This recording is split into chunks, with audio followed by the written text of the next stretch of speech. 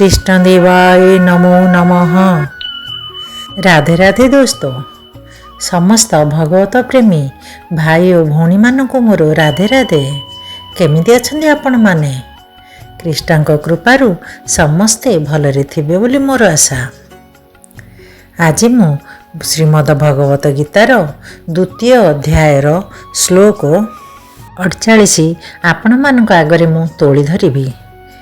आपण मानकु भागवत गीता केमिति लागुछि सब्सक्राइब करंतु, कमेंट भी करंतु, शेयर भी करंतु, आउ कमेंट रे राधे राधे लिखंतु।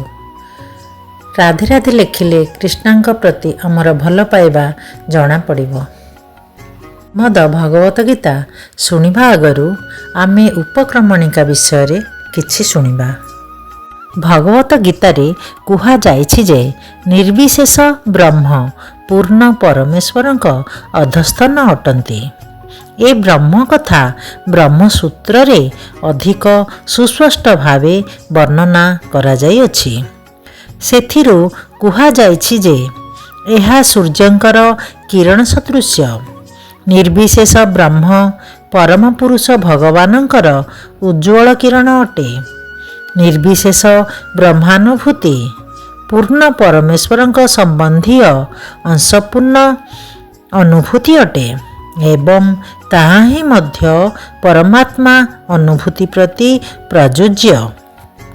द्वादश अध्याय रे एहा जणा पड़िबो जे परम पुरुष भगवान पुरुषोत्तम उभय निर्विशेष ब्रह्म एवं आंशिक परमात्मा अनुभूतिर बहुत ऊर्ध्वरे परम पुरुष भगवान को सच्चिदानंद विग्रह बोली कुहा जाए।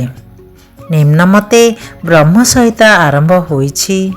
ईश्वर परमः कृष्णः सच्चिदानंद विग्रह अनादिर आदिर गोविंदः सर्व कारण कारणम। कृष्ण सर्व कारणर कारण अटंती।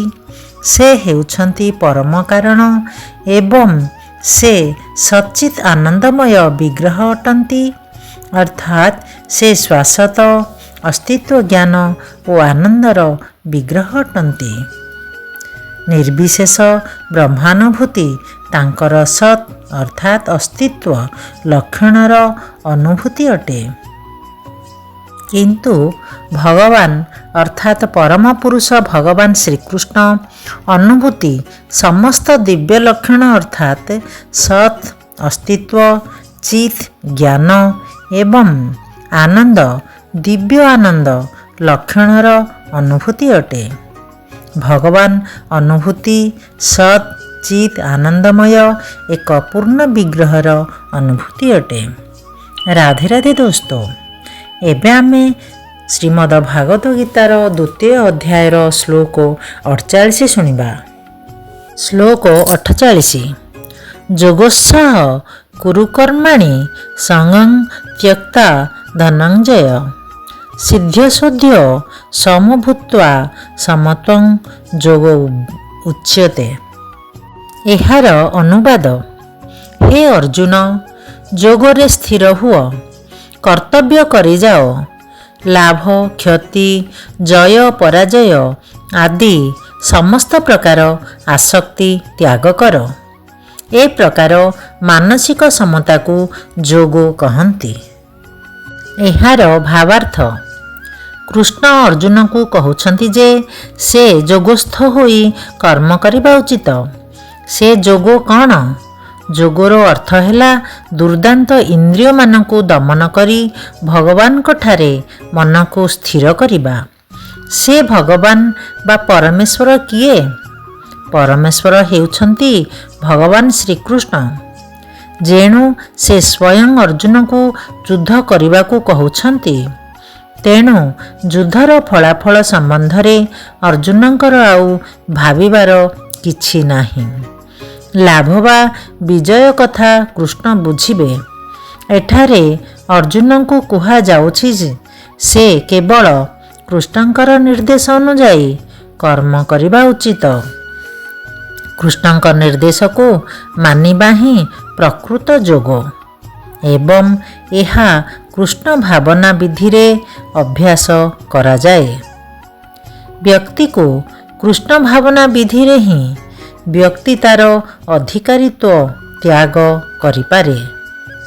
ବ୍ୟକ୍ତିକୁ କୃଷ୍ଣଙ୍କର ଦାସ ବା ସେବକ ହେବାକୁ ପଡ଼ିବ ବା କୃଷ୍ଣଙ୍କର ଦାସାନୁଦାସ ଅର୍ଥାତ୍ ଦାସଙ୍କର ଦାସ ହେବାକୁ ପଡ଼ିବ।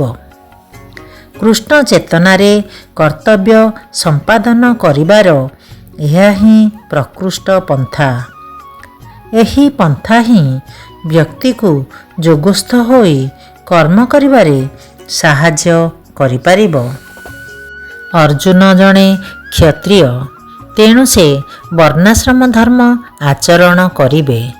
ବିଷ୍ଣୁ ପୁରାଣରେ କୁହାଯାଇଛି ଯେ ବର୍ଣ୍ଣାଶ୍ରମ ଧର୍ମର ଏକମାତ୍ର ଲକ୍ଷ୍ୟ ହେଉଛି ବିଷ୍ଣୁଙ୍କୁ ସନ୍ତୁଷ୍ଟ କରିବା। ଭୌତିକ ଜଗତରେ ଥିବା ନିୟମ ହେଉଛି ବ୍ୟକ୍ତି ନିଜକୁ ସନ୍ତୁଷ୍ଟ କରିବ, କିନ୍ତୁ ତାହା ଠିକ୍ ନୁହେଁ। ବ୍ୟକ୍ତି ନିଜକୁ ସନ୍ତୁଷ୍ଟ କରିବା ଉଚିତ ନୁହେଁ, ସେ କୃଷ୍ଣଙ୍କୁ ସନ୍ତୁଷ୍ଟ କରିବା ଉଚିତ। ତେଣୁ ବ୍ୟକ୍ତି କୃଷ୍ଣଙ୍କୁ ସନ୍ତୁଷ୍ଟ ନ କଲେ ଠିକ୍ ଭାବରେ ସେ ବର୍ଣ୍ଣାଶ୍ରମ ଧର୍ମ ଆଚରଣ କରିପାରିବ ନାହିଁ। ଏଠାରେ ପରୋକ୍ଷ ଭାବେ ଅର୍ଜୁନଙ୍କୁ କୁହାଯାଉଛି ଯେ କୃଷ୍ଣ ଯେପରି କହିଲେ ସେହିପରି ତାଙ୍କୁ ଅର୍ଜୁନଙ୍କୁ କରିବାକୁ ପଡ଼ିବ। ରାଧେ ରାଧେ ଦୋସ୍ତ, ଆମେ ଏହାର ପର ଭିଡ଼ିଓରେ ଶ୍ଲୋକ 49 ଶୁଣିବା। ଏବେ ମୁଁ ରହୁଛି। ରାଧେ ରାଧେ।